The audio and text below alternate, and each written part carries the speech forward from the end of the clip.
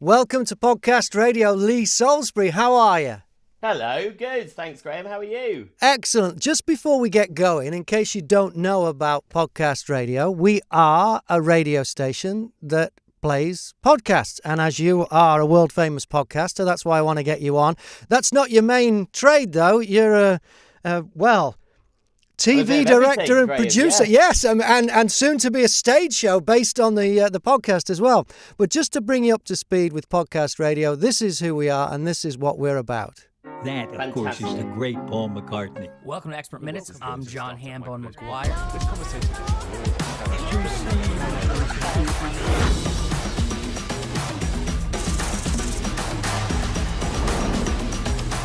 Sweet, juicy. Where did that word come from?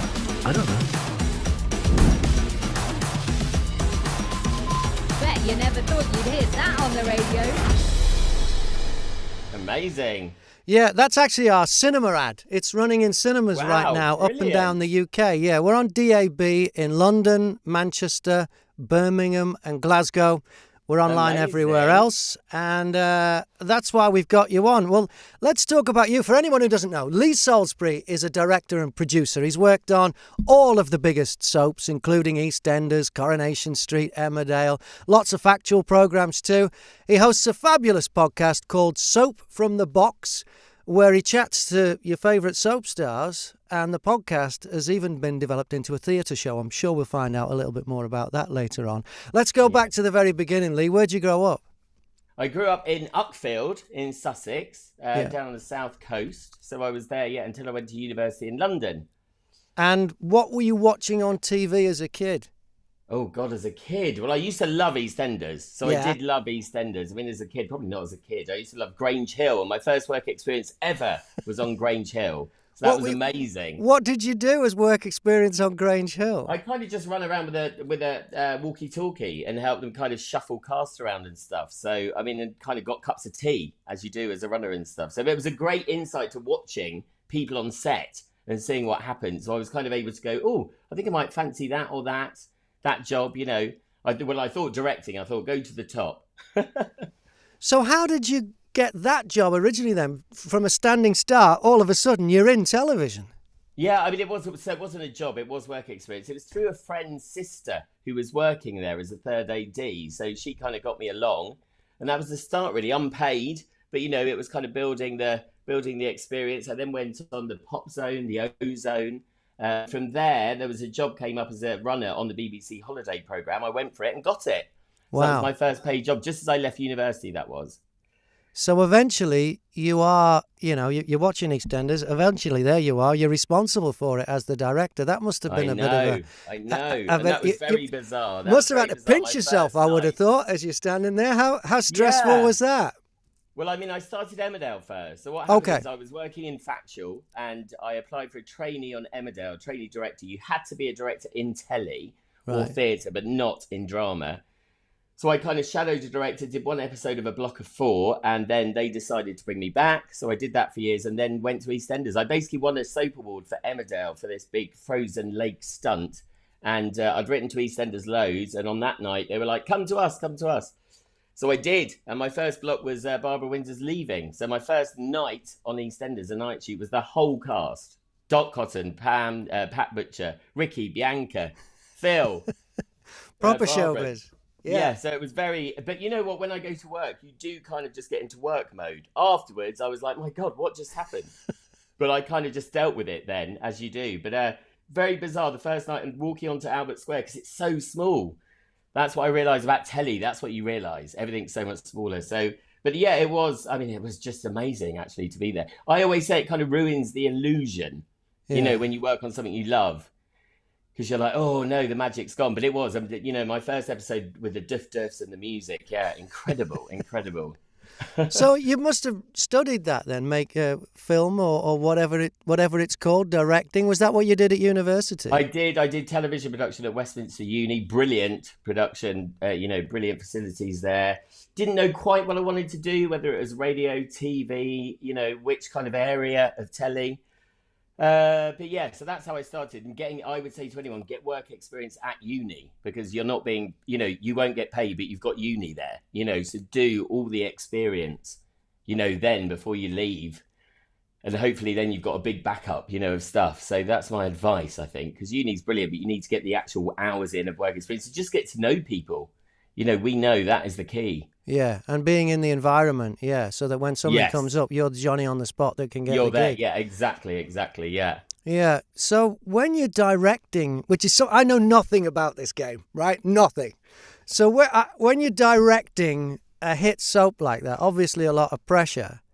How much of it is the technical side of it? I mean, getting all the right shots and everything, and how much of it is getting the performance from the actors? It's half and half, I would say. I think they say there's technical directors, actor directors, and then one's in between. I think I'm in between, because you've got the crew there technically as well. They can help, but so as long as you have a vision, they can kind of help with lenses and stuff like that. Because I'm still not, that brilliant with which lens is which and da-da-da. But you have to have a vision. I think you can't really teach directing. I think you have to have it in you. Yeah. You have to have it in you to work with actors and know what's good, I think. But you learn more as you go along. And the actors obviously teach you a lot of stuff. But a lot of it is the confidence, being in charge of 70 people on set and big stars, it is kind of like, oh my God, you can't really learn for that. I don't think you can teach for that. So I think it's like acting. You can't really be an actor if you can't act. You can't learn to be one. Do you know what I mean? Really, you can get better. Yeah. So yeah, a lot of it is technical, but a lot of it is just the personality and just getting the job done as well. It's so fast. So you have to work well under pressure and plan. And it's very hard to put down the job on paper. Do you know what I mean? Because there is so much to it.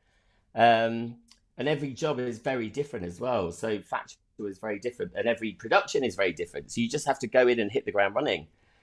So on a soap then, what's a typical day look like? Because they make them quick, don't they?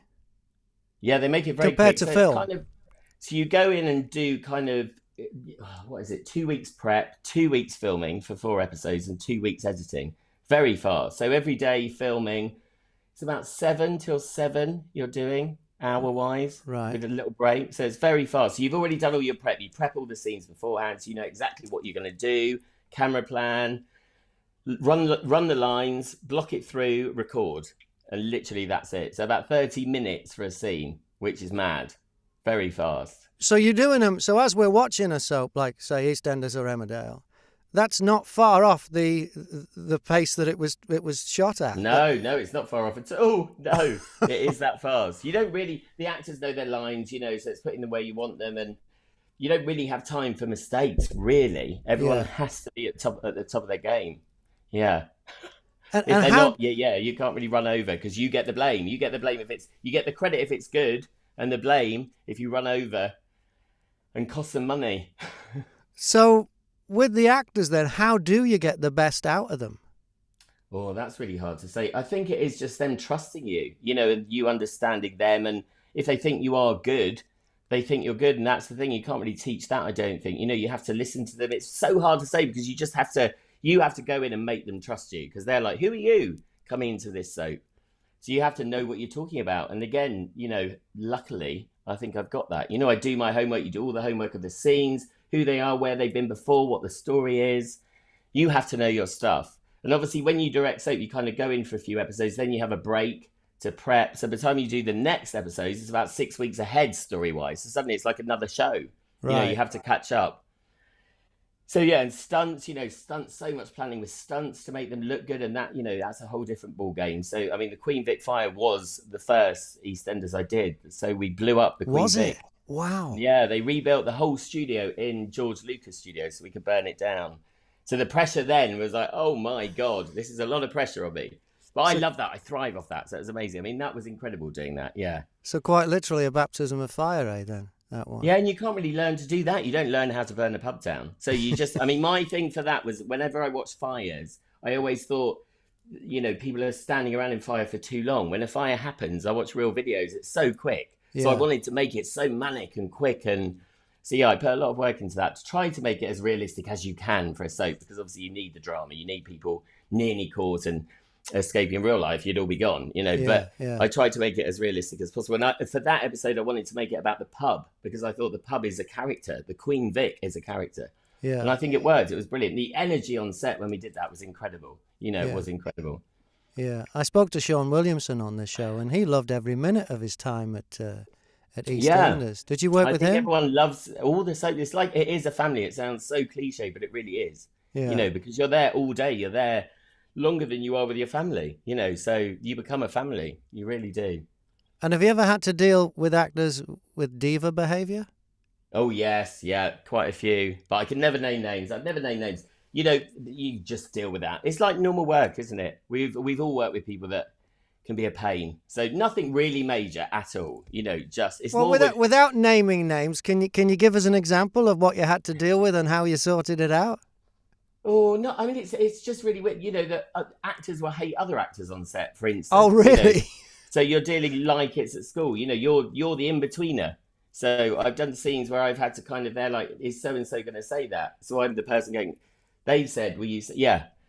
So it can be very weird, but they're not talking to each other, and you have to be the in-between. I've had that. Yeah. The go-between. Yeah. The go-between. So I've had nothing really bad. It's just the atmosphere can be weird if you have someone on set. I mean, on my podcast, Sue Johnson, the legendary Sue Johnson, said about Maggie Smith, she's amazing, but there's an atmosphere.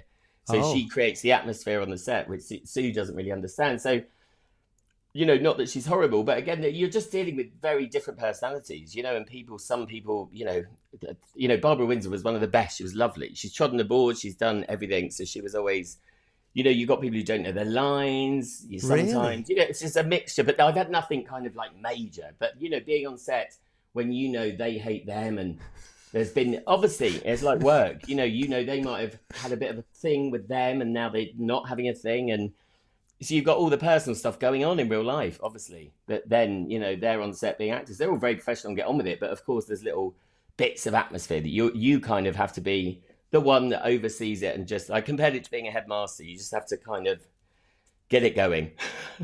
And when you not worked, get emotional or personal. When you worked on Emmerdale, there was an actor who was written out of a huge storyline because of their behaviour, wasn't there? There was, yeah. That wasn't me, but the story was, yes, this actor was a pain, a real pain. So they kind of got rid of her mid-block. They had a scene which they knew could be her exit. What I love about the soaps, they didn't cope with that, as in they didn't let that happen. So if anyone there was zero tolerance for that. Yeah, which is great. So no one was allowed to be like that, which is fantastic. So they just wrote her out? Just wrote her out, yeah. So yeah, that's the power they have. Like we all would, if they weren't happy with you on your job, you would go, So, but it's great that obviously I don't think that happens in film and stuff, some people, but yeah, they're committed to a film, great. Aren't they? But with a soap being, you're basically like Wallace and Gromit laying the tracks as the train is going along. You can turn it in any direction you want. So hard, the crew and everyone, so you just can't have someone being like that. There's just no time to be like that. And there's no airs and graces. Corrie, you've got the legends, Ken Barlow, William Roach and Barbara Knox. Been there years, but they still, are treated like everyone else. And they treat you like everyone else. I was amazed, actually. And it's great. It's lovely. June Brown, one of the nicest people ever.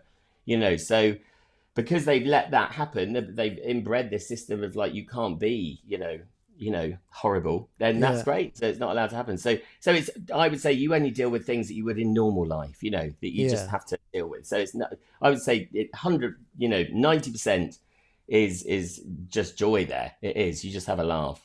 Because again, you're working such long hours, you haven't got time to, and you're doing a dream job. Yeah. It's a dream job. So you're like, this is amazing. Yeah. And you auditioned Vicky McClure, didn't you? Who went on to play Kate Fleming in Line of Duty. I did, yes, for Emmerdale, yeah. And she didn't get the part? What went wrong there? Why didn't she get it? Nothing went wrong. Again, you see so many brilliant actors. I always say this: you audition, you don't see for a screen test. You don't see kind of 10, one good actor and 9. You see 10 amazing actors. So sometimes you just make decisions on hair color. I mean, I actually really wanted Vicky, but the series producer didn't. And actually, you know what? She probably wasn't quite right for that part, but she was brilliant in the audition. I could tell she was amazing. She was going to go. And for her, probably it was the best thing, that happened. Yeah, I mean, Line of Duty. So I always say to actors, never think you go to an audition and it's like, oh, I didn't get it because I wasn't good. Because most of the time, if you're seen for Emmerdale or EastEnders, they're not seeing actors that aren't very good. They're seeing the best, Yeah. What I did find out is some actors who've done the national and lots of stage find it hard to adapt at first in auditions because they're used to playing things very differently, So they have to pull it back, do they? Rather than speaking to the back of the room. And of course, everyone comes and they're so nervous, especially in screen tests on set with the big really? actors, Oh, God, yeah. You can see it. And again, I always say to actors watching this, everyone is like that. So don't feel that you're the only one absolutely bricking it, because everyone is, of course. And did you work with Roxanne Pallett on Emmerdale? I did, yes. Now, on Celebrity Big Brother in 2018, well, in fact, I don't think she's done much since Celebrity Brother in 2018, or maybe that's why she was on Celebrity Brother in 2018, because she hadn't done much previous. Anyway, she caused a bit of a fuss, if you remember. She accused the actor Ryan Thomas of punching her. Now, did you notice that side of her when you worked with her? Not really, to be honest. I didn't hardly have anything to do with Roxanne. She left quite soon after I joined, but I think all I would say is I think after Celebrity Big Brother, I think a lot of cast made it quite clear what they thought on social media. So I think, I would say I never had an issue. But again, so I would only, I wouldn't want to talk for other people. But yes, sure. I think it was, the cast, if you look back at tweets of the other cast, I think people made it quite clear. Yeah. Okay. Geez, quite a CV there for soaps, but you've done a lot of factual as well. You did Britney Spears' Breaking Point. Now, Britney Spears has been in the news. You've done your research, Graham, haven't you? And I have to apologise to everyone for being looking so tired. I have to say that because I've had such a long day. I did. That was brilliant, that documentary. That taught me. I mean, I love TV. Suddenly you're doing this, and then suddenly I'm making a documentary about Britney Spears in LA. And that was, we made that before all these huge ones have come out, and actually it's a shame because we didn't get the publicity for it. But it's incredible it's incredible to tell a story. I went in and said I really wanted to make it about mental health, and I didn't want it to be a big expose, because it wasn't really an expose to do. It was just but learning some of the stuff was just incredible. I just wanted to, when you watch the clips of her being surrounded by 100 paps, outside that ambulance when she's taken away, you're like, thank God the world's changed for the good for that, because how can anyone survive like that? And I always say to young people coming into the industry, watch things like that, because that's fame, and that it shouldn't be branded as this glamorous, amazing thing, because really the downside is there's a lot of downsides. So be ready to be famous. Getting so deep into the story of Britney Spears before we all kind of realised what was really going on there. Yes. What are your feelings when you hear the news about what's going on recently? I'm pleased for her. I think it's something none of us can understand. We never got close enough, obviously. I think you can't put yourself in that position. It's very hard to ever put yourself in someone else's position. So, we learned stuff along the way about how she was. I worked in telly, so you kind of see it. But I just think, again, I wouldn't really be able to have it because I don't know her dad. I don't know her, really. Yeah. And, it's that two-way thing as we were doing it. You could, as long as it was balanced, because she courted the press and then complained about the press. So you have to, sorry, it's my dog as well. You have to see there's always different sides. And it's hard to, I think it's very, we left that as a kind of, this is kind of the facts we know, and just read into it what you want in a way. Do you know what I mean? Yeah. I would say anyone like her, I just think she never expected that level of fame, and who would? So I just think, thank God the world's changed in a way that she's able to do it. Has it? I don't know. It's such a weird world, this world, with social media. Paps have gone, but social media has come. So what was better? I'm not sure. Yeah. And you worked with Kirsty and Phil on, yes. They're kind of, they were almost like national treasures, but they've both had a bit of criticism recently. Phil, there's a viral video, I don't know if you've seen it, he shot a deer.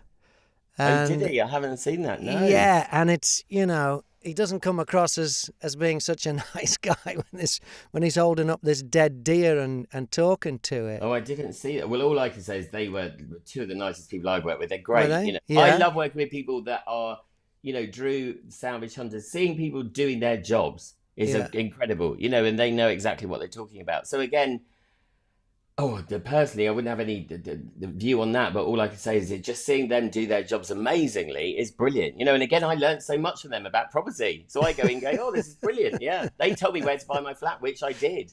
Wow. So we did one in Leeds, and they told me this area is, so a good tip for everyone is they said if a Starbucks, it's too late to buy if a Starbucks has popped up in your area, because that means they've already... So you need to, yeah. So again, I just Drew on Salvage Hunt is amazing. I love antiques and stuff. He would walk in, there'd be a million things. He'd go, that one.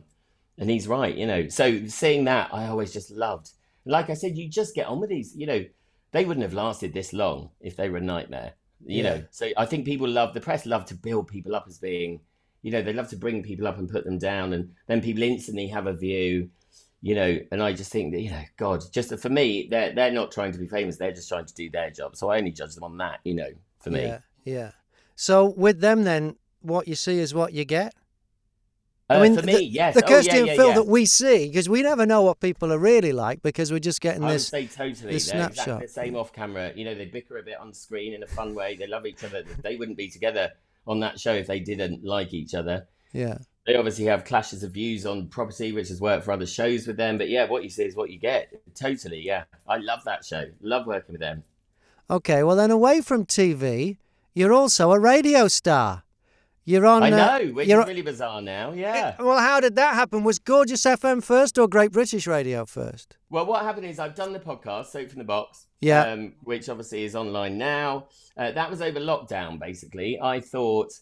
You know what? There's never interviews with soap stars. Graham Norton, you never see them on there, even though the shows are big, because there is this looking down at soap stars, So I thought there's a million brilliant soap stars and people don't know their stories. There must be an audience, and there has been. It's been massive. Yeah. Nostalgia. There's over 50 episodes I've done now. Started with Friends. It's expanded to people I don't know, but I've become more confident interviewing people. And again, I see interviews and I hate people who just have a list of questions and don't listen. And I do love listening, and I'm not there to expose anything. So we did Daniela Westbrook, and I said from the beginning, I'm not here to make headlines. I just want you to have a voice, and it did make headlines, but in the right way, because I wasn't out for salaciousness. I just think people sometimes want to speak about certain things. So that was really emotional doing her. I think the press changed their mind because she just spoke, not to reveal, it's just hearing someone speak and being, you go on something, soap stars go on shows about storylines for 5 minutes on Lorraine, and there's so much more to them. Leslie Dunlop's coming up on the new series from Emmerdale. I didn't realise she'd worked with Joan Collins. She was in The Elephant Man, and she's got all these amazing stories. I was like, I didn't know that. Linda Lusardi, I was able to talk to her about being a Page 3 girl, which is a friend of hers. You wouldn't just go out for a drink and bring that up, and you learn so much about that, because as I said, it wasn't an expose, just learning about what she felt at that time, how the world has changed, So because of that, I got offered 2 radio shows. Great British Radio started playing the podcast. Then I got my own show on it, which is still going on, the A to Z. Yeah. 3. And they're a good mob, Great British Radio. I do Saturday mornings on there, 10 till 11. You do. Matt Bikes, don't you? Yeah. Yeah. So that's great. That's just working from home, doing I've expanded that into a different show. Then Gorgeous. Basically, when I was young, I used to stick the stereo out the window and pretend to do radio for my neighbours. So I'd always kind of wanted a show like Gorgeous, which was just playing music and being a radio host. But again, I kind of, because of my production experience, I've formulated it into a format. It's called Taking You to Lunch, 10 till 1. I have dessert, main course, guests, play music. It's all a bit themed, but it is. I covered midday, the weekday slot, which was much more a formulaic show, and I love it. I love music. I love music so much. I've managed to find new artists and give them time on the show, which I love, championing new people. I'm just doing a series on it at the moment. Where are the X Factor stars now? Because that's finished, giving these stars time to shine again, because the press just forget them. So yeah, you had Will Young on, didn't amazing. You? I'm loving it. So radio's been a nice sidestep where you're in control yourself.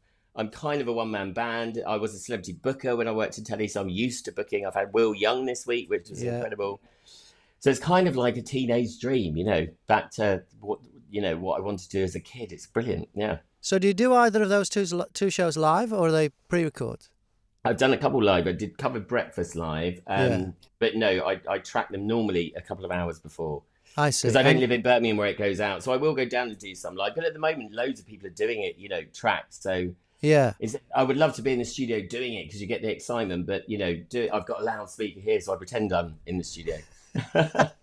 All right. Well, let's get more on the podcast. The podcast is called Soap from the Box.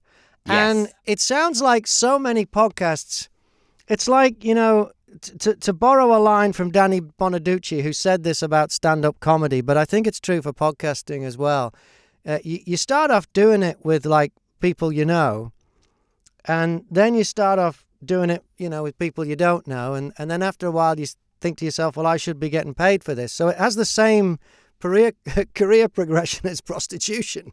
Really. Yes, yeah. Well, yeah, I never thought of it like that. Yeah. No, Danny Bonaducci made that comment about stand-up comedy, but I think it is the same for podcasting. Were you surprised at how big it's got and how well it's been received? I was, I suppose, because I didn't really know anything about podcasts. As in, I listened to them. I'm friends with Fern Cotton, so I spoke to her about hers. Hers is a lovely podcast, isn't it? Yeah, it takes only 3 years to build. The idea, I think you need to find something niche, which I think soap is in the way that there wasn't really anything like it.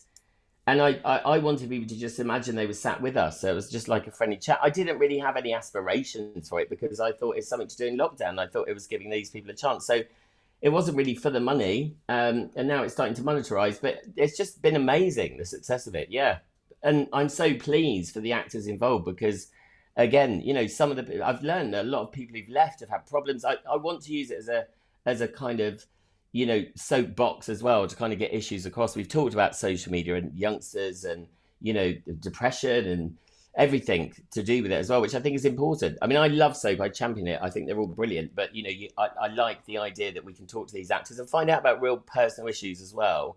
Because I think, especially over lockdown, that meant a lot to everyone. So, yeah, it's been great in so many ways. And obviously now we're doing it as a theatre show, which, again, just came to me because I thought, an evening with shows work. And I just thought to see a group of soap stars from different soaps on stage at the same time will be great. People will love that. Local people don't get to see celebrities. And again, it's just a fun... I would say it's like me being a kid and watching Saturday night TV when it was innocent fun. It was just chat and fun, and that's what this is, I think. Yeah. So the theatre show, will that be recorded and put out as a podcast as well, or is we it are just... going to do that? I but see, it isn't right. really. I haven't done it as a podcast, So I've done it definitely as because there are live show. podcasts and there are live episodes of podcasts. This is different. It is actually a theatre show. It is a theatre show, so we will record it, but I'm not worried about the podcast element, So we have rebranded a bit like it is more an audience with. So I'm using the Soap from the Box name, but for me, it's a separate, it is a different thing completely in a way, because it's a bit grandiose, it's a bit celebrity juice. We're going to play games. The audience get to ask questions. And again, I've done it not for the money. I've just done it because I would have loved seeing this when I was young, and also a lot of these actors, they're between work or whatever. They're so excited. So I just think it's just a nice, feel-good, like an old variety show, really. So we're starting in Leeds. There's a little poster I've got here that we've just done. Yes, when does it start? We are on the 31st of August for 2 shows in Leeds, and then the plan is to go around the country.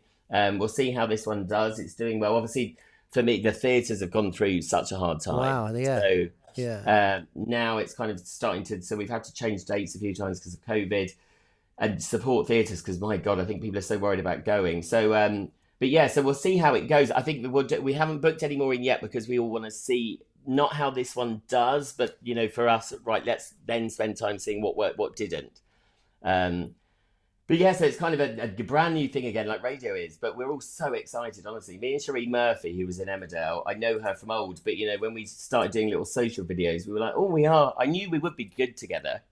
Because what I've learned is I become better. I become more, I think, yeah. I mean, I don't think it's me when I listen to the radio. So I kind of go, oh, I kind of like this guy. And I'm like, oh, it's me. I don't, you must know this. You kind of do have a bit of a radio voice, I think. So when I listen to myself, I don't quite think it's me. But it's just the same as I step out myself when I direct EastEnders and stuff. I go, God, as if I did, But yeah, for me, it's just people... something back, I think, because I think soap's been ignored, in a lot of terms. It's our biggest shows. And for me, it's the people who've left. It's not the current people, are controlled by the press offices and get to do stuff. for me, what proved really big over lockdown was nostalgia and people wanting to see people from, Viv, played by Dina Payne, is in this. Daniela Westbrook, obviously a legend. And the fact they're all on stage together excites me because some of them don't know each other. So I think that people will get to see what we do live, Will there be sparks? Will there be, it's going to be interesting. And will it be the same people at each show, or will you have different? No, we'll change people for each show. See. Yeah. So each show. So as you go around the country, it'll be a completely different lineup. Yeah, I mean, we might keep the same cast as we go on the first tour, but if we come back to Leeds, we'll just change everyone, so you can come and see it again. Because obviously I've got a wealth of people I know. Yeah. And with actors' jobs, we got Tom Lister in this one, who was massive in 42nd Street for 2 years in the West End, and Verity, who's toured the country. So it's it's not gossip. It will just be watching. I mean, I think it could go on for hours, I'm sure, because my podcast could. I think it's just going to be really fun. It's going to be really fun. I cannot wait. And like I said, it's just how it came to me, I don't know. It was because actually, I won't say who it was, asked me to direct an audience with theatre show with her. Right. And I just thought, you know what? I can do this on my show. So yeah, so that's what's happened. So yeah, anyone watching, you just go to leedsheritage.theatre.com or look at my social media, Soap in the Box. And Leeds Heritage Theatre or Soap in the Box on social media. Soap in the Box. Just probably easier going to my social media, and all the info is there. And also the VIP, you get to spend an hour with everyone afterwards in the bar. You get a drink. Oh, nice.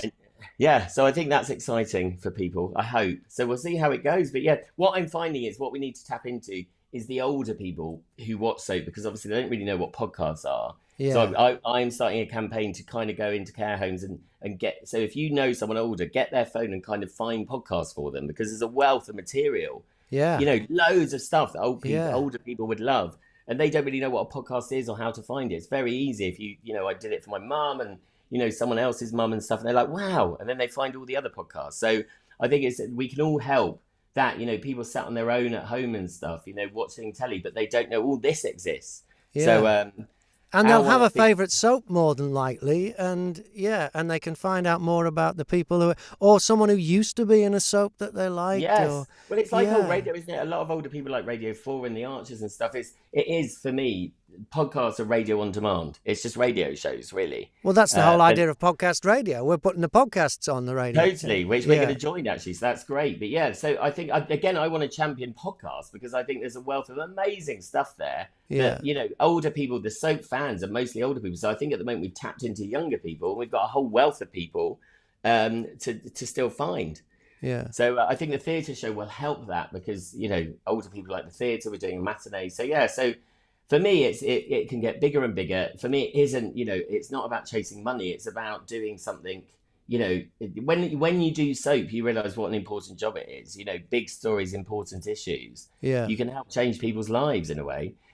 And, all these people play an important role in soap. So, so it's great. And, I mean, I cannot wait. And I think people are going to love it. We've got Nina Wadia, who's obviously doing Strictly now, which is great. So you'll get to see her. So, yeah, very excited. I'm very excited that we're going to join podcast radio as well. When does that start, do you know?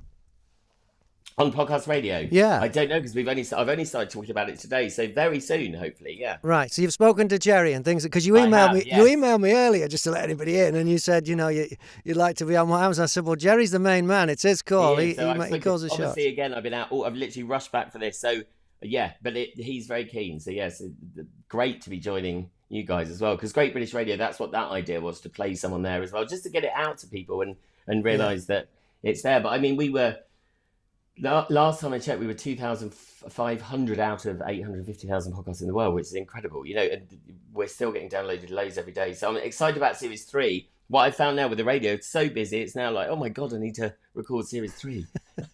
But the first one, I'll tell you, the first week of Series 3 is going to be Chris Chattel and Leslie Dunlop, one episode, legends from Emmerdale, and Danny Minogue from Home and Away as the other one. So a very exciting first week lined up for Series 3.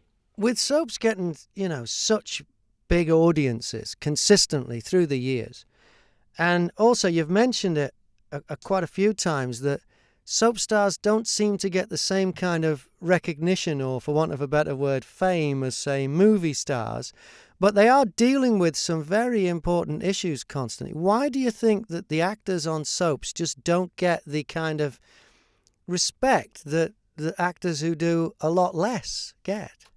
And with smaller audiences, there's more people probably watched Emmerdale this week than watched any blockbuster movie now the cinemas are open again. It's true. I think they probably do get the respect from the audience. It's just the press, So I think they do get the respect. It's just that the press don't want to give it that respect. I don't know why, because every actor, I spoke to Alan Cumming for my radio show, amazing, obviously, and he was in Take the High Road and championed that. Because everyone says if you can do a soap, you can do anything. Working that hard, soap actors.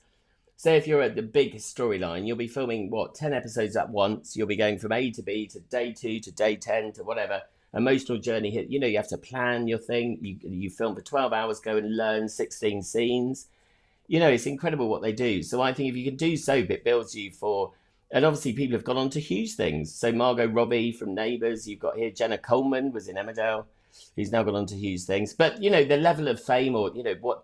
I think actors want to work to do brilliant jobs rather than all the actors I know who are great actors aren't there really for the money. They want to survive, but they just want good roles. And I always say to younger actors, don't leave because you're getting to do a wealth of material, over, you can murder someone, you can then be loved, as in it can give you so much to do. And I always say the best actors in soap are the June Browns who care about the characters so much, they know what tea set. She knows what tea set to use for a certain person, So I think, I always think, I say this on the podcast, I just worry soap's lost its matriarchs and patriarchs and they need to build the new people to be the Ritas, the Kens, the Deirdres, and actors want to move on so quickly. So, and the whole thing with box sets, people love on demand now and soaps are on, so the soaps are trying that out. So I think soaps just need to adapt to the new way we watch drama. Yeah. But then if people watch a whole week in, because it doesn't get the ratings as much anymore, of course, but on iPlayer and stuff, it's huge. So I think it's an interesting journey for soap. But look, these soaps are huge after 60 years, Coronation Street. What other, Line of Duty is massive, but 60 years, that wouldn't last 60 years. So it's all hail soaps. Yeah, I'm a massive, I don't work for them anymore because I did 10 years and it was kind of like, right, I've done enough, because I could have been there forever, which would have been great, but I love doing new stuff. But, I think, they will be hopefully here forever. So hopefully Soap for the Box will be going forever. And what's going to happen with podcasts? Because they've got so big now. Since I started mine, we're now lower down because obviously everyone and their auntie's doing one. So it's incredible, really, how media's changed. But exciting. It's exciting. It's exciting to be involved in something that's ever changing, I think. And big names too in podcasting. We have now. Alan Alda I've had on this show talking about his podcast. I haven't had him on yet, but Alec Baldwin does a nice podcast as well called Here's the Thing. Some huge names getting involved in podcasting. Well, Alan Cumming huge, and he's got a podcast. That's why I had him on. So, I mean, I think for them it is a way of making money. I think some of them are, but like Fern has built a brand. It's building a brand. She's brilliant. Sophie Ellis-Bextor I had on because it was her podcast that kind of made me want to do one. I loved her chilledness and the fact that she was talking to celebrities, but it was very... that's how I'm not a journalist interviewing them. I'm a friend. And that's what still comes across with people. Now, what I've learned is I can do that with people I don't know. I instantly click into this cheeky kind of person who knows what they're talking about, though. I did my research when we were young. We had a great time. I had him for longer than I was supposed to. And again, I just love doing that. I love finding out what I would want to know, which I think is what the audience want to know. And when I make TV, if I cry or if I laugh, then for me, that's a good take because I do think of myself as the audience, so sometimes that's the notes I give. It's just like, I didn't quite do that. So for the podcast, I think I asked the questions that everyone kind of wants to know, but not in a, not in a salacious way, but just because I think there's, journalists go for the one thing, don't they? With Daniela Westwood, it's always the one thing, but there's so much more to her than that. Yeah. Who knew she was in a Queen video when she was Is she? 11? Which one's she in? I can't remember the name of it. And but she's in one of Whitney, and she's been in a Whitney video. And they're the things that I'm like astounded by. I'm like, these are the things I want people to know. This is the real Daniela. She's done loads of stuff. Incredible. So yeah. So I'm out there to get this stuff. That I mean, and sometimes Leslie Dunlop. I was sat there going, oh my god, this is as if you've not been name dropping this, Leslie. So yeah. So incredible. I'm loving it. It's brilliant.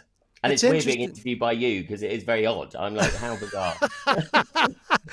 But it's interesting that you said there that when you were making the soaps, that if somebody did a scene and it didn't quite move you, you knew it didn't work. And you're now looking for that kind of thing in the podcast. You're looking for those moments when you are moved by, and it doesn't matter whether it's laughter, crying, anger, whatever that thing is that moves you. Because I've always believed I don't know that... whether I'm looking for that in the podcast, because for me, Yeah. I don't know. I'm kind of going not for the drama, I suppose. I want to make these normal. You know what I mean? Like, I don't want to make someone cry in real life. I don't want to make someone say, Daniela, I didn't really want to. I asked them what they want to talk about. Alicia, I wanted to talk about going to rehab. And again, I don't want to delve. I let them say what they want, and also try to. I think because I see myself as a normal member of the public, I just want to understand. Like I asked them, what is rehab like? What's the setup of rehab? It's not. Wow, what were you in rehab for? That doesn't matter, I don't think. That's her personal thing. But rehab itself is something for me that should be understood. And people who might be going through something I want to know. I wish the press would be like, well, this is what happens in a rehab. Not they've taken this many drugs or they've done this much alcohol. So I'm not there to be salacious. For me, I'm going, everything should help other people. And that's what soap does. That's probably what that taught me. That you can teach and help people, but not by... So I don't want to make people cry in this, because I normally end up crying. So I don't think I've had people crying, but it's just that thing that it's a voice, and I think that's why people trust me, because I'm not. You don't have to go really deeply personal. I think you're seeing it on how other people would want to see it in a way. I don't think we should want to know the ins and outs of this person's life, but I think it can all of Alicia wants to talk about it to help other people understand. It's not that scary, or this is what happens day to day in rehab, because how would you know that really? Because it's never reported. Yeah. So I feel like I've got a job to do, which is nice, just to be able to have a voice is nice. Yeah. Well, you've done so much. So, award-winning director of soaps, factual TV, radio, podcasting. What's next for Lee Salisbury? I don't know. I still want to keep my hand in it all. I love TV. I love, as I've always said, I'd be quite happy.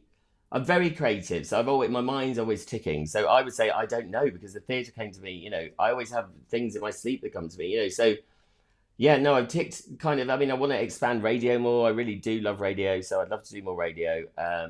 I've loved over lockdown. I think a lot of people have found out working from home is lovely. It's brilliant. So I think gone are my days I want to be away for months on end. I've loved spending time with my family. So I don't know what's next. It's exciting that everything's kind of now, I do want to build my own brand, my own company, again, not just for money, but for, I think like Fern, she does a really good thing she earns good money, but, her Happy Place is a really good brand. And she's one of those people that, again, wants to do something not just for herself. It's not kind of for me, it's not a Ricky Gervais podcast. For me, personally, that I think, well, he's charging for it already, Yeah.